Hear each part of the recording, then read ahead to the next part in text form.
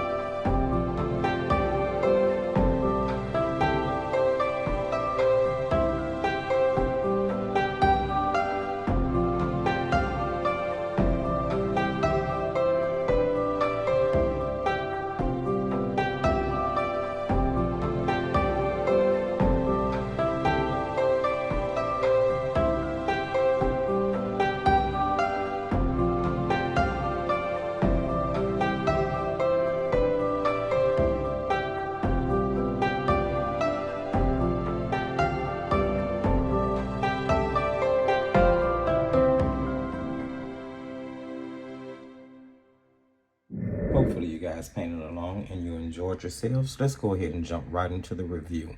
As a reminder, we are reviewing the Royal Talens Van Gogh line of watercolor paints. Now I have 13 colors that were sent to me in Happy Mail, and I have 8 colors that I purchased open stock from Joann's, as I told you guys earlier in the video.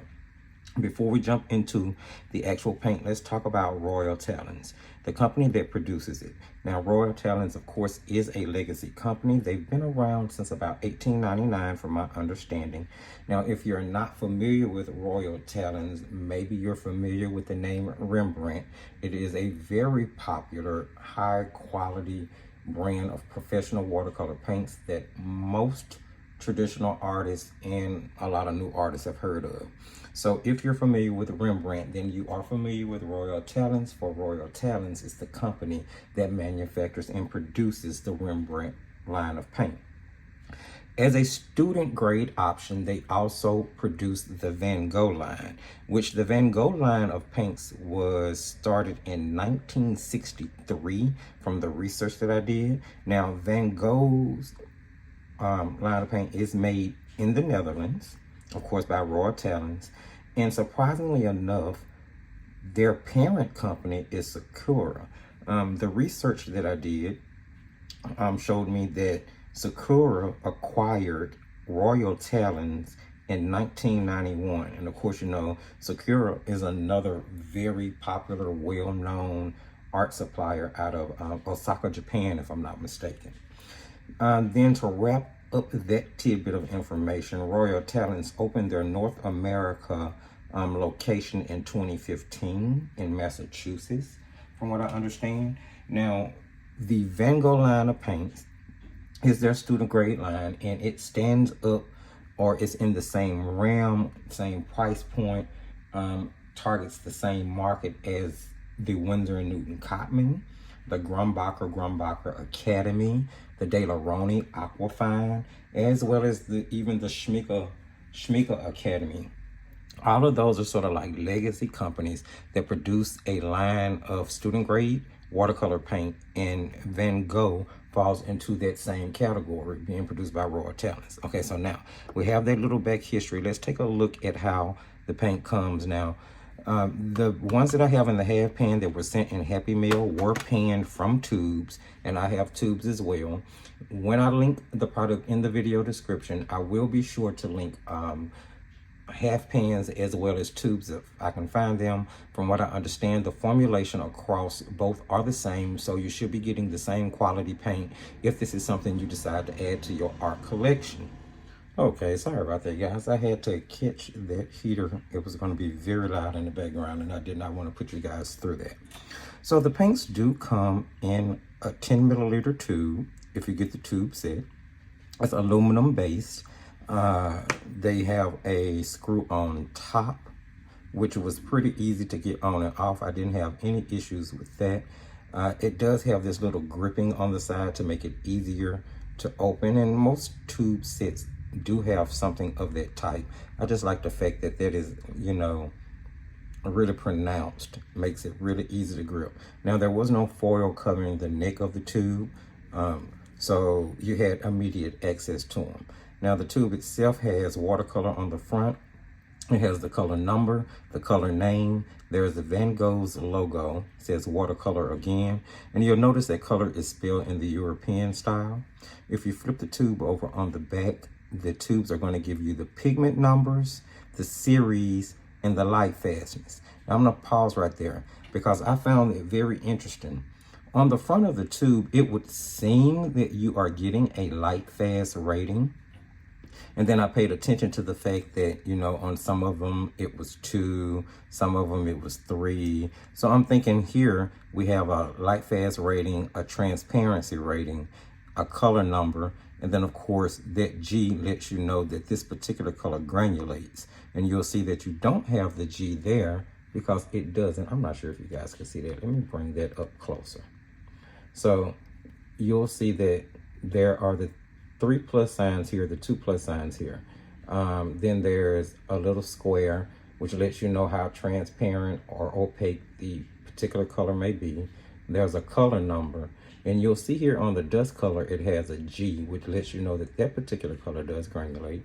And then there's not one here on the turquoise green, although it is considered one of their granulating colors, or from what I read when I originally ordered, or was originally researching, should I say, their granulating colors, because I was really interested in getting granulating watercolor paints, and I didn't want to pay a lot of money for them. I found out that Van Gogh had some that they added to their line, which is why I purchased those open stock. And we'll get into talking about that turquoise green in just a moment. So I was saying, you can see that it seems to be a transparency rating on the front of the tube, but if you flip it over, there is a transparency rating here. So now there is 2 plus signs, which I would think that it means 2. But then when you flip the tube over on the back, it tells you that the light fastness is 3. So that 2 cannot stand for the light fastness if the light fastness of this one is 3, which made me go to Watercolor's site just to look at the light fast ratings of each of the paints, just to verify. And I did write them on my swatch sheet, and I'll show you guys that in a minute. Other than that, the tube has a UPC code, 10 milliliters, that lets you know that it's made by Watercolors. It gives a address in the Netherlands, the website, and it lets you know that the paints are made in the Netherlands. There's the AP seal of approval over here, and it does let you know that it conforms to the ASTM 4236 regulation. And that's what the tubes look like. It would be my assumption that that's exactly what the tubes, that the 13 colors that I received in Happy Meal look like as well. So now that we have all that out of the way, when I originally received the 13 Happy Meal paints, they were already panned and dried down, so I really didn't have an issue with that. And as far as the granulating colors that I panned, again, I didn't have an issue. There's no cracking. A lot of the paints seem to kind of stay semi-moist in a sense, and I found that to be really interesting, considering the fact that it was a student line of paint. I do not believe that there is honey in them that I know of. I will go back and see if I can find some more information on that, but as of now, what I've read, I did not see that there is honey or that they're honey based. So I'm really interested in the fact that some of them kind of stay semi-moist. I thought that was really cool. As you can see, there's no cracking, and that's pretty much the panning straightforward. There's not a whole lot to it, but they are 10 milliliter tubes, so they are a little bit bigger than some of the standard student grade paints and tubes that I've seen out there. There's something to keep in mind, especially once we start talking about the price point. Let's move right along so we can get it going, and take a look at the swatching. Now, I received a swatch sheet with the 13 colors from the Van Gogh line in the Happy Meal that I received. Now, that particular palette had 2 additional colors. It had a Daniel Smith Hooker's green in it, and also had an M. Graham's real cerulean blue in it. However, those 2 colors are not included in this review, although they are in this palette. So let's keep that in mind. Oh, I didn't use them in any of the test paintings, so it's not like, you know, I could review them anyway because I wasn't using them along with the Van Goghs. So this is watercolor paper that the swatching came on. I'm not sure if it's 100% cotton or not, but it seems to be a pretty decent grade of watercolor paper, and the colors showed up really bright and beautiful on here. The sender of the Happy Meal was nice enough to write not only the color names, but the color numbers, so that I would know exactly what was what, which was really cool. And then there was also 3 additional colors that came in that Windsor Blue, which I'm thinking these are Winsor and Newton colors, because that's an Opera Rose, a Windsor Blue, and a Moon Glow. So I know you guys see quite a bit in this palette, but I'm only talking about or reviewing the Van Gogh paints, of course. All right, so I swatched out the 13 colors myself here because I'm going to do light fast testing. I'm going to give them about a year in a window or in a well-lit area just to see how they hold up. I'm going to do that to all of the paints that I reviewed throughout 2024. Here I swatched the paints out on Canson XL mixed media paper, which is what I swatch most of my student grade paints on. I do paint on mixed media paper quite a bit, so I do like to see how the paints look. I do suggest that you swatch the paints on the papers that you use the most, because it's going to give you a better feel for how those paints are going to perform on that paper, how they're going to look. There was not a huge shift from wet to dry after swatching out the paints. They held on to their saturation really, really well. Now, the 13 colors that I received, I do not know if they are a part of a standard set, but I did receive Quin Rose, Permanent Rose Violet, Madder Lake Deep Permanent Lemon, Olive Green, Phthalo Blue, Cobalt Blue, and we're going to talk about that color in just a moment, Phthalo Green, Quin Purple, Oxide Red, Burnt Sienna, Raw Umber, and Sepia. Those were the colors that I received in the Happy Mail. And I felt like they were a nice enough range of colors for me to paint with and get a general feel for the paints in order to offer this review. Although I will admit I really hate, or it's unfortunate, let me say it like that, that there was not a true ultramarine. There's not really a true warm blue with the 13 colors, so I was mixing with the cobalt, which is cut with the white, and we're going to talk about that, as I said, in just a moment.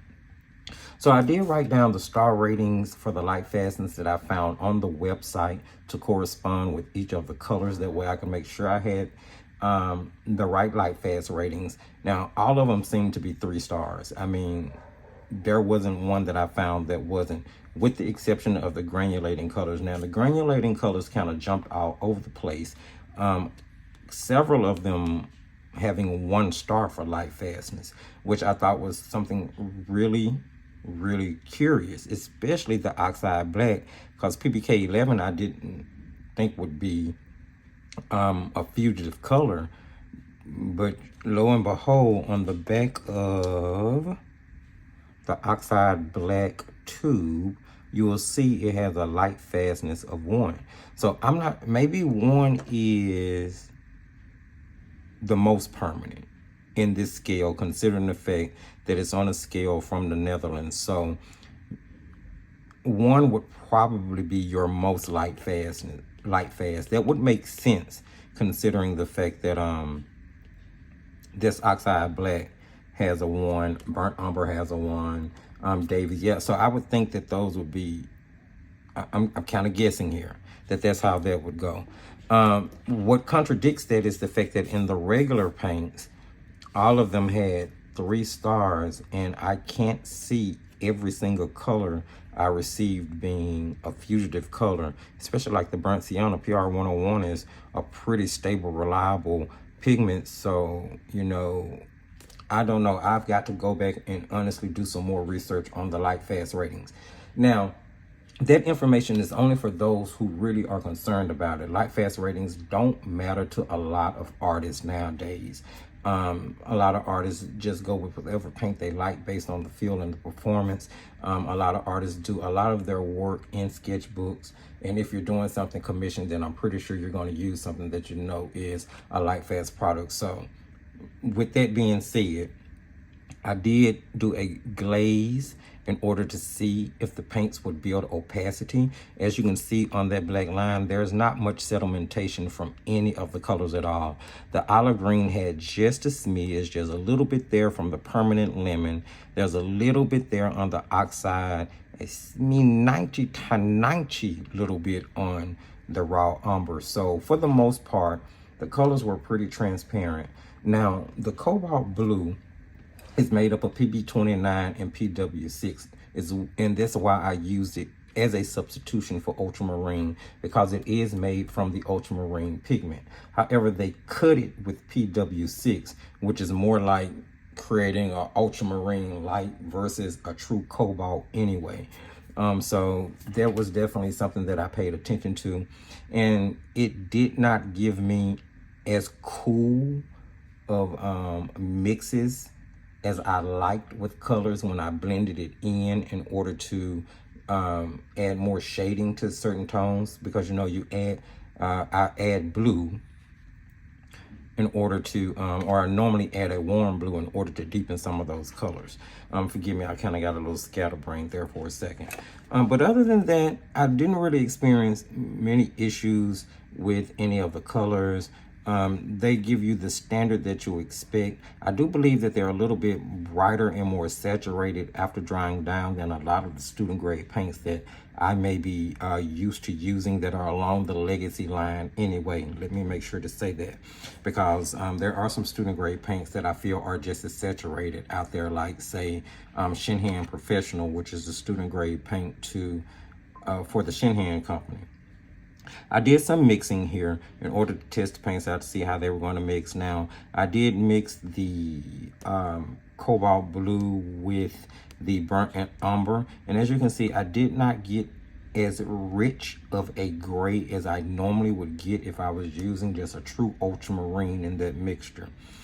For the next one, I mixed the what was it, 511, I'm sorry, 512. So I used the cobalt and 408 the raw umber, which gave me a cooler gray, more so towards a more neutral gray. The first mixture with the burnt sienna definitely gave me a warmer gray. So I was calling myself doing 3 mixing wheels here. I was going to do a cool, warm, and a split, but I really didn't have the temperature range that I needed from the colors that were sent primary based in order to do it. So technically these two are the same. Now here, these are all cool colors. And you get some really decent mixtures. If I'm not mistaken, I used the Quinn Rose, I used the Phthalo Blue, and I used Permanent Lemon here. And as you can see, the mixtures, the orange, the purple, the green are pretty saturated. For this next color wheel, and this one is the same, as just for some reason more saturated, I used the Madder Lake Deep. I do believe I used the cobalt blue here, and then I also had to use the Permanent Lemon. So again, very saturated, beautiful mixes, no streaking or anything of that nature. Yeah, I mean, they were kind of what I was expecting based on what I've heard other content creators and artists say about the paints, because I've had them in and out of my cart for a while, so I was really happy to get around to being able to use them and review them. As far as the granulating colors are concerned, most of them granulated really, really well. The turquoise green, as I was mentioning earlier, on some of the research that I was doing, it named the turquoise green as one of the granulating colors, but as you can see, it does not have the G there as a marker, and it honestly didn't granulate much. Neither did the burnt umber, although it was on that list. And as you can see, it does not have a G there to designate it as granulating either. The Davies Gray was on that list, and let's see here. The Davies Gray does have a G for granulation, but it didn't give me a lot of granulation on the paper. Now, the Dusk Violet granulated really beautifully. The Dusk Green granulated the most, and that is just, oh, that is amazing. Love, love, love that. And it's so beautiful in mixtures. The Dusk Yellow granulated really well. So did the Dusk Pink, and so did the Oxide Black. So the only ones that were on that list that I purchased that I don't feel like gave me much granulation were the Turquoise Green, the Burnt Umber, and the Davies Gray. Now, disregard this swatch. I do believe I accidentally re-swatched Phthalo Blue, although that color does have some granulation in it. The thing is, I cannot find the tube that corresponds with that color, so I'm not sure what it is. And I'm curious, I'm wondering, I don't know, there was a video, and I'm gonna have to go back and find it, it's on the channel, where I initially talked about the granulating colors that I purchased and eventually getting around to testing them. And I need to go see if there was a 9th color and what it was, because as you can see, that color does granulate a little bit, so I'm not sure. But be that as it may, all of that went really, really well as far as I was concerned. I did a salt test. The paints still got salt on there. The paints reacted really, really well. So you're gonna get some great texture if you use salt. Really beautiful granulation added to that. Now here, you know, we always do a lift test together. Guys, I have misplaced my scrubber. I have no idea where it is. That is so unfortunate. But I am going to use a golden tech one here.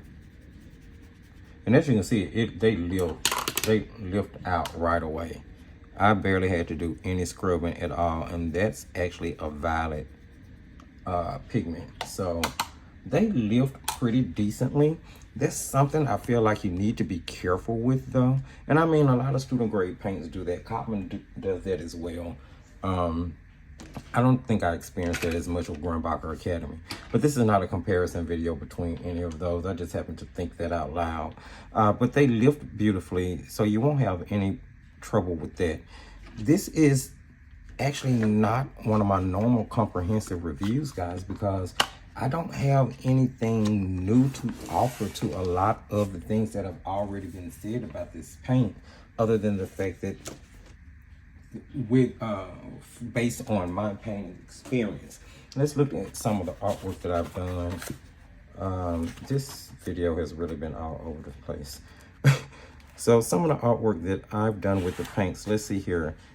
You guys already know about the card that we did in the video. It's actually sitting over there on the stand. I won't run and get it. I painted this little silhouette scene. I was just trying to test the paints out when I initially started playing around with them. Again, beautiful saturation. I didn't have any issues with anything blending. The colors blend really beautifully. They have a really nice flow to them for a student grade paint. They seem to gush across the paper. Now here I initially started painting this composition with a different brand of paint, and I cannot, should I say, remember what that brand of paint was. So I decided to finish the composition up with the Van Gogh paints, and which is why it may seem a little off, but for all intents and purposes, I was able to finish it pretty decently, and I was okay with the outcome. I think it's okay. It's in a sketchbook. It'll be closed up. It's not a wonderful piece of art, but it still gave me some experience with the paints, and they seem to work decently with whatever brand I started the composition with. So I found that really cool. No issues with any of that. I also painted, because I'm trying to get back into painting or practicing my landscape painting. I also painted this landscape. I think I posted it on Instagram, where I was just really playing around with the greens that I could mix from what I had there in the set. Of course, there was the olive green, there was the phthalo green, and those are the only two. So all of those greens I derived from mixing either olive green or phthalo green with like the cobalt blue or the phthalo blue, burnt sienna, raw umber, whatever it took to actually change the shade, darken it. I've added the lemon yellow into some of the mixtures, especially in the trees that are further off in the distance. So you are able to, I was able, should I say, to make variety of greens from the limited ones that I had, which lets you know that the paints again do blend and mix together really, really well. So that's the artwork. It's all pretty straightforward. Listen, I don't really think that the paints have many cons. I'm going to do a comparison video a little later on down the line where I compare these to Cotman, Grumbacher Academy, and Aquafine, but it won't be until after I test and review Aquafine. I want to make sure I've tested and reviewed all 4 of them individually before I try to do a comparison video. So there's the information on that. It will be coming out eventually. But soon and very soon we'll be starting to test and review Aquafine by De La Roni. Do I recommend the paints? Here's the thing. I think that they run hand in hand with most of the paints that are already out there that's on their level that we named before. I'm not sure if I feel like they are in. I think, you know what, I would recommend them over Cotman, especially the current formulation of Cotman. I'm not sure if I would recommend them against Grumbacher Academy. I think they kind of running neck and neck the way I feel about that. They are definitely better than a lot of the budget student grade paints that are out there. They're going to be more reliable and give you more reliability as far as light fastness is concerned, if that's something that you're interested in. So the paints, I paid, I got these on sale. If I'm not mistaken, I ended up paying about $2 a tube. I'm not sure if that's the current price of them. I do know that the current price of the standard 12 half pan set, and it comes like 12 half pans plus 3 half pan bonus, and it's a general selection of color, runs you about $23 on Amazon. I did not find like an open stock set on Amazon. I did find some individual open stock tubes, and they ran anywhere between $5 and $6 a tube. So I would definitely suggest sourcing them somewhere else if you're interested in them and you want to buy them individually open stock by the tube. But if you're looking at buying them as far as a set is concerned, Amazon actually has them at some really decent prices. Like I said, the general set is about $23. Then they have curated sets, like they have the National Gallery Van Gogh Watercolor set, and it's in a plastic pocket box as well. There's 12 half pans. It runs about $34. Then there is another little specialty palette that I saw, if I'm not mistaken, that was about $28, $29.